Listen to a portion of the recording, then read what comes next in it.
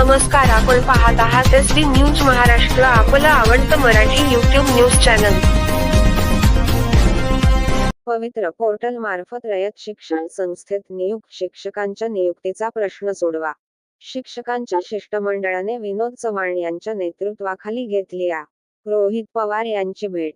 लातूर. महाराष्ट्र शासनाने पवित्र पोर्टल मार्फत 800 पेक्षा अधिक शिक्षक अभियोग्यता व बुद्धिमत्ता चाचणी टेट पात्र शिक्षकांची नियुक्ती रयत शिक्षण संस्थेमध्ये गुणवत्तेच्या आधारावर केली आहे. या नियुक्तीला 5 महिने होऊन गेले तरी संस्थेचा विषय न्यायप्रविष्ट असल्याचे सांगून रयत शिक्षण संस्थेमार्फत अद्याप शिक्षकांच्या नियुक्तीची कसलीच प्रक्रिया केली नाही. कागदपत्रांची पडताळणी देखील अजून झाली नाही.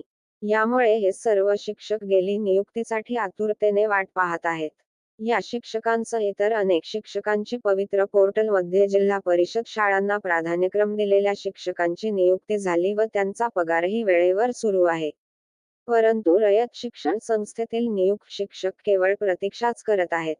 या संदर्भात रयत शिक्षण संस्थेचे सदस्य आमदार रोहित पवार मंगळवारी सकाळी लातूरमध्ये आले असता विनोद चव्हाण यांच्या नेतृत्वाखाली शिक्षकांच्या शिष्टमंडळाने त्यांची भेट घेऊन त्यांना नियुक्ती संदर्भात निवेदन दिले.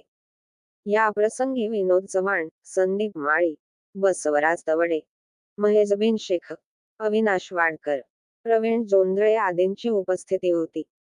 दरम्यान शिष्टमंडळाला आ. रोहित पवार म्हणाले की रयत शिक्षण संस्थेचे पदाधिकारी, कर्मचारी आणि संस्थेचे वकील न्यायालयातील स्टे उठविण्यासाठी प्रयत्न करीत आहेत व मी स्वतः वकिलाशी फोनवर बोलून नियुक्ती संदर्भातील प्रश्न लवकरात लवकर मार्गी लावण्यास सांगणार असल्याचे आश्वासन दिले.